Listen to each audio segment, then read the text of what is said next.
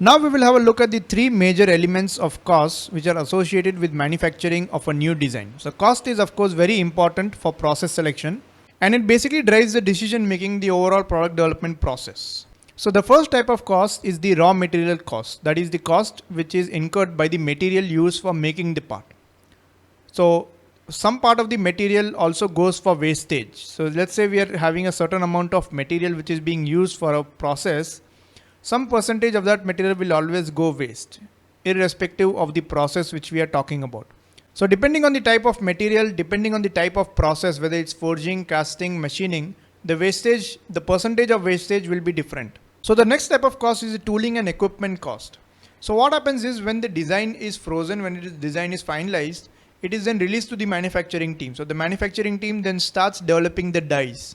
So these dies will be used for manufacturing of the parts, whether it's for injection molding or for sheet metal forming or for forging.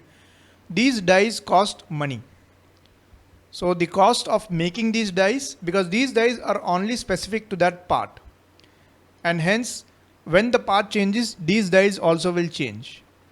So the cost which is incurred because of the manufacturing of the die, the cost incurred because of the machine tool. So machine tool is basically the tool which is used for stamping, the press tool. Then the equipment which goes along with it, the infrastructure which goes along with it, and all the handling equipment which is used to handle the parts before and after the processes. So the cost incurred due to tooling and equipment is generally called as the investment cost. So that much cost has to be invested to actually start manufacturing.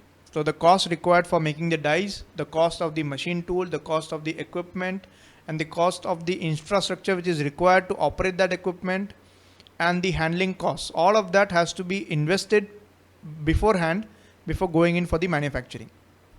Next type of cost is called as the processing cost, which is a dynamic component of the cost. So this would include the setup cost, the labor cost, the machine operating cost, the post-processing cost, and the energy cost.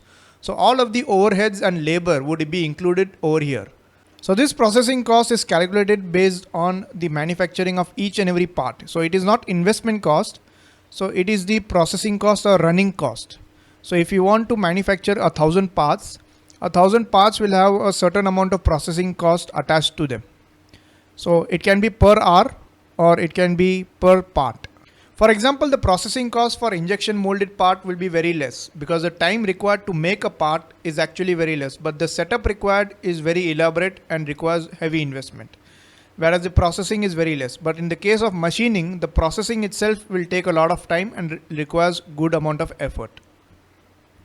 Labor costs can of course vary from process to process. Some processes are labor intensive, some processes are not. So depending on that, the labor cost will change. And if the process is being automated, then the investment required for setting up the robots or automation equipment will come in the investment cost, and the operating cost for that robot will come in the processing cost. Costing is of course a top constraint when designing products, keeping in mind the process. So each and every product development effort for the design of new products will have a certain budget or a certain cost which is kept in mind or forecasted. So within that cost, the part has to be designed, and based on that, the process has to be selected. Unnecessary accumulation of the cost has to be avoided by the design engineer. So for that, we need to reduce the operating cost, reduce the wastage, minimize the investment.